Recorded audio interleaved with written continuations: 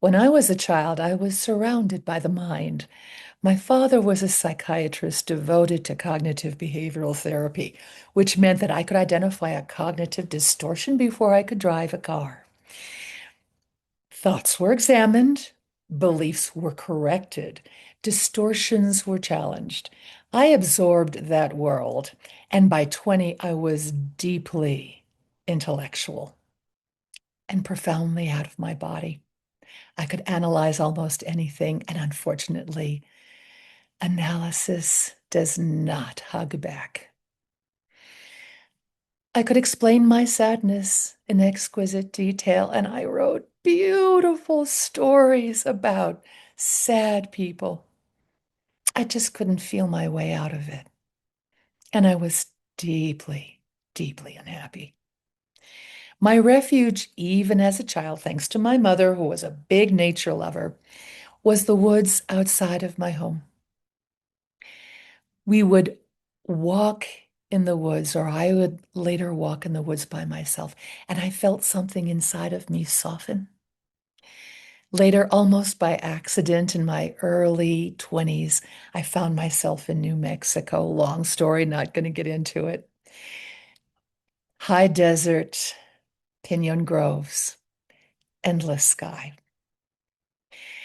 I hiked for hours and camped for days, sat under an expanse so wide it made my thoughts feel small, which, as it turns out, was a very good thing for me. Heartbreak came too. The loss of my partner later on shattered any illusion that I could think my way out of the pain of grief. No cognitive strategy could metabolize that kind of pain. But something else began happening. My breath changed in the open air. My body moved across uneven ground, and grief rose in waves instead of arguments. I didn't yet have the language for it, but my healing had begun in my body. Years later, in my late 30s, I returned to school to be a social worker. And I still didn't know that the soma, the body, was essential to healing the mind. Massage therapy entered my life for entirely practical reasons. It was not a calling, it was a scheduling strategy. It paid well, it fit around my master's program. That was the plan. But something extraordinary began to happen on the table.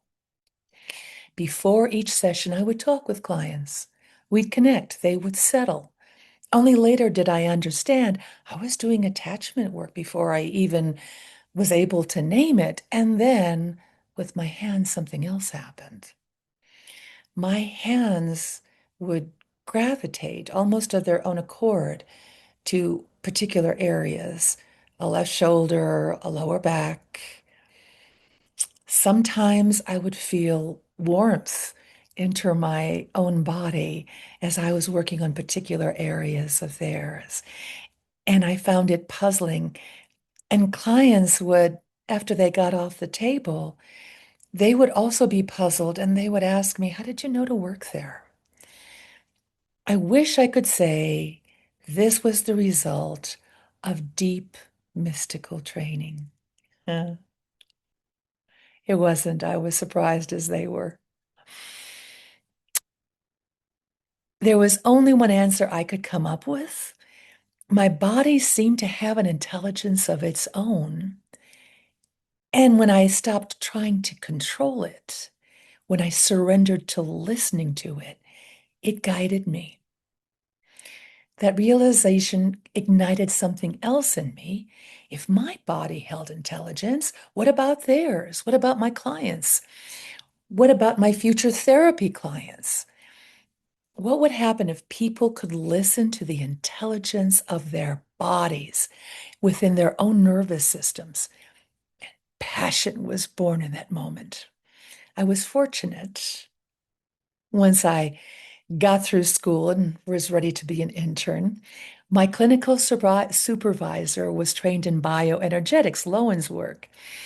Through her and her colleagues, I was guided to formal somatic training, eventually studying Peter Levine's somatic experiencing and immersing myself in trauma science. Over time, my work matured. 25 years, I learned to slow down, to track overwhelm, to differentiate shock trauma from complex developmental trauma, to ease people into sensation rather than flooding them. As it turns out, dramatic breakthroughs are overrated. It's the soft, gentle stuff, incrementally, that really builds stamina and heals the system. Expression is not the goal, capacity is.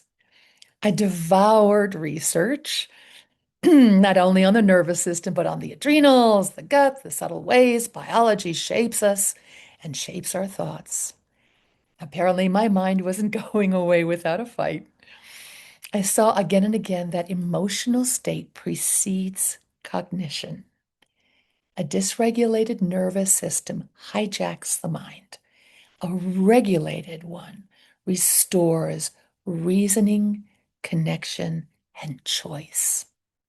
Enlisting the intelligence of the body to restore mental well-being became my life's work, and it still fills me with awe.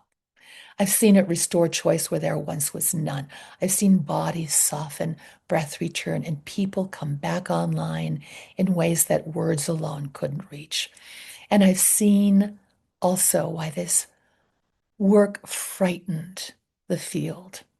Because when you open the body, you open memory, attachment, longing, grief, sexuality, power.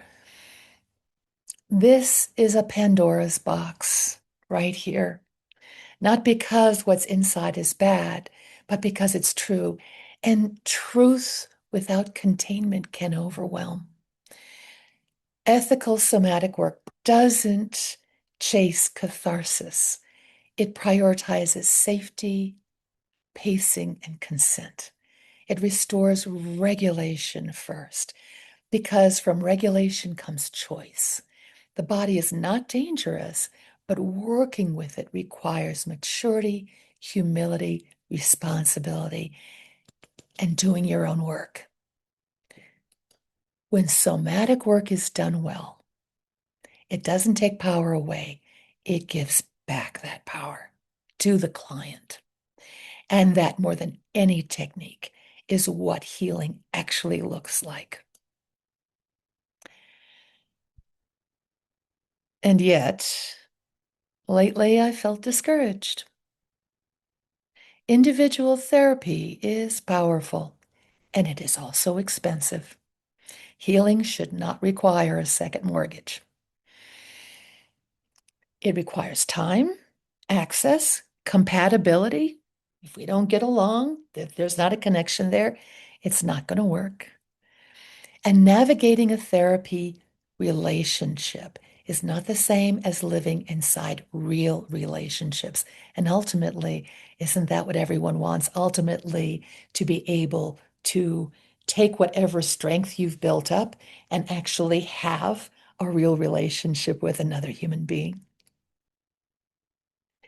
The question that now animates me is this: what if we could bring this maturity, this nervous system awareness, this respect for the body into community?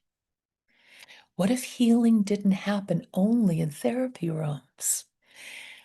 In the next video, I'll explore how communities themselves can become more therapeutic, how regulation can become contagious, and how even without formal therapy or training, we might learn to strengthen each other.